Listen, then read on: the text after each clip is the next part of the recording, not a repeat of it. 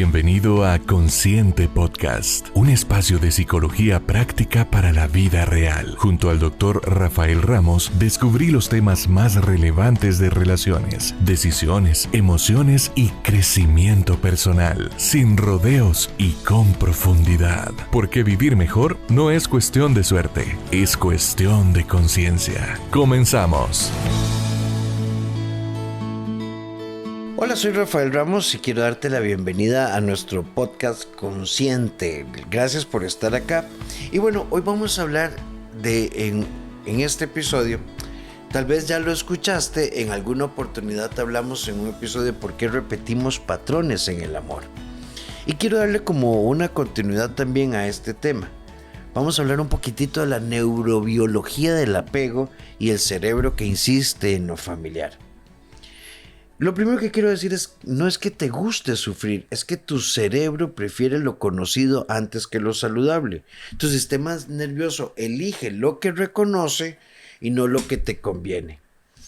En el episodio que les contaba, hablamos de la historia familiar, de los esquemas, de las lealtades invisibles y demás. Y hoy vamos a profundizar en algo aún más determinante, tu cerebro. Porque repetir patrones no es solo psicológico, es neurobiológico. Y el amor no ocurre solamente en el corazón, ocurre en los circuitos de la dopamina, de la oxitocina, del cortisol y de la memoria emocional. Y si no entendemos cómo funciona el sistema nervioso en el vínculo, seguiremos interpretando la repetición como debilidad de carácter y cuando en realidad nos detenemos, nos damos cuenta que es un aprendizaje profundo. Entonces, hoy vamos a entender el cerebro y cómo éste insiste en lo familiar aunque duela, de forma muy sencilla. Lo primero que quiero plantear, punto número 1, el apego es un sistema biológico de supervivencia. John Bowlby fue claro, el apego no es romanticismo, es supervivencia. El cerebro infantil necesita proximidad emocional para regular el estrés. Por eso es que hay apego a la figura materna, al sistema de adultos protectores, de cuidadores, a la figura del padre.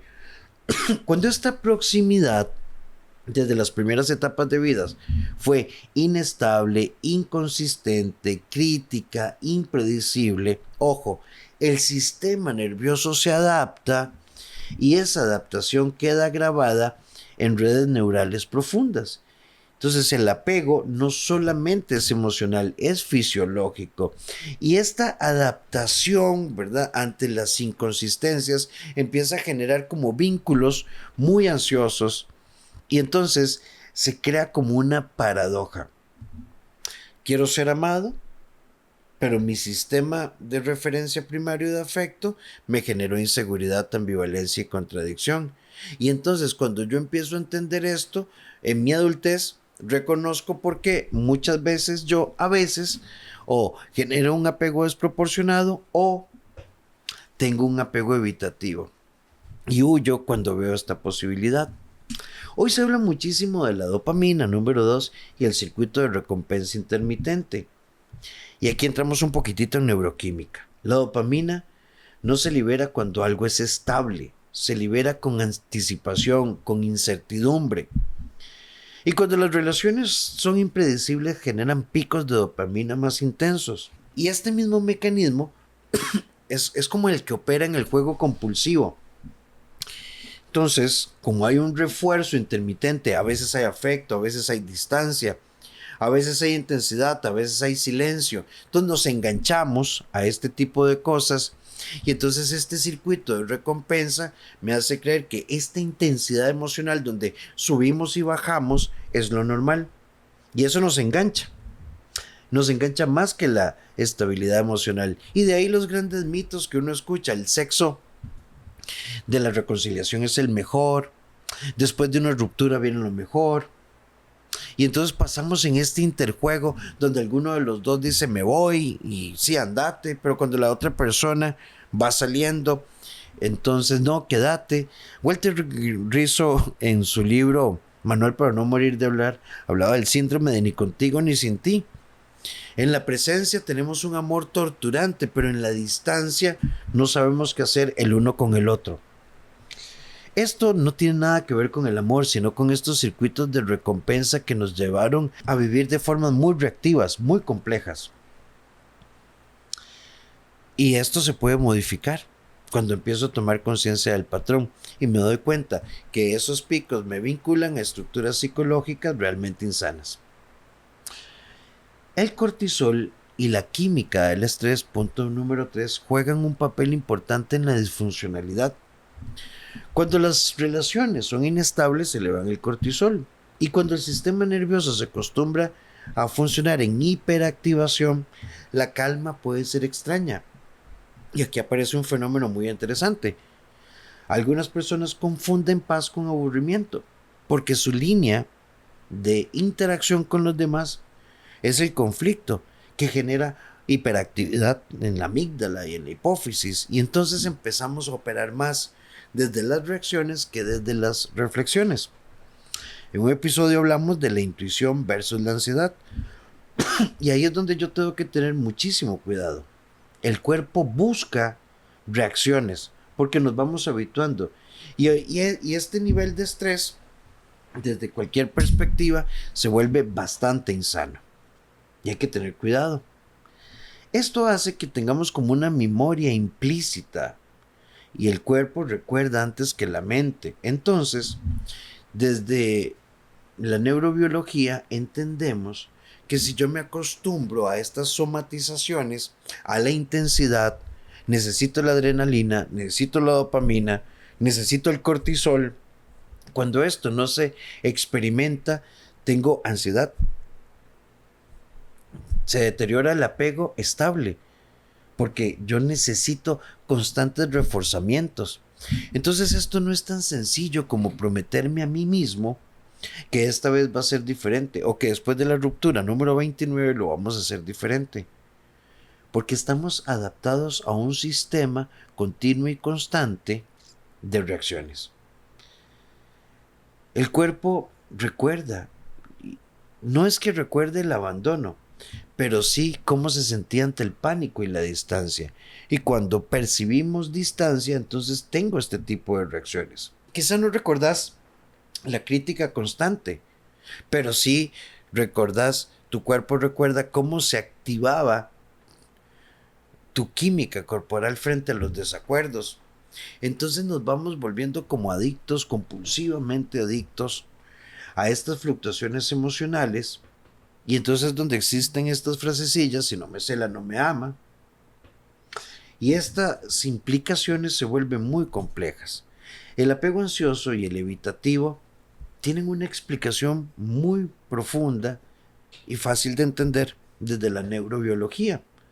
El apego adulto muestra patrones claros de un apego estable, es sereno, es realista, es coloquial, se negocia, nadie se siente amenazado y funciona.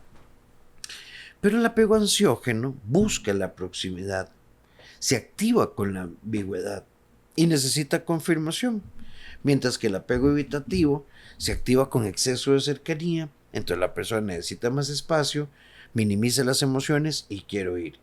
Y paradójicamente estos dos estilos suelen atraerse, no por compatibilidad, sino por activación complementaria, porque una persona que necesita una constante reafirmación encuentra una oportunidad de buscar esto y crear una crisis para elevar su sistema de reacción aprendido a través de la historia, que ha cambiado su sistema nervioso de respuesta, en una persona evitativa que se aleja. Uno persigue, el otro huye y esto nos refuerza. Entonces, nadie nace de esta manera. El apego evitativo, el apego ansiógeno, el apego desproporcionado, desorganizado, no es una condición. Y sé que esto puede sonar un poco polémico, pero vos nunca te vas a curar de un tema de apego, porque no es una enfermedad. Es un modelo de aprendizaje afectivo que al tomar conciencia puede ser modificado, y esto es una muy buena noticia. A ver, se cura una infección, se cura la fiebre, se cura una herida. El apego es replantear, es entender y modificar la historia. Entonces, si no trabajamos esto, número 6, vamos a caer en esta fantasía. Esta vez será diferente. Y Freud por eso hablaba de la compulsión hacia la repetición. Y hoy lo entendemos como un intento de tu cerebro por resolver lo inconcluso, pero seguimos exactamente en los mismos perfiles.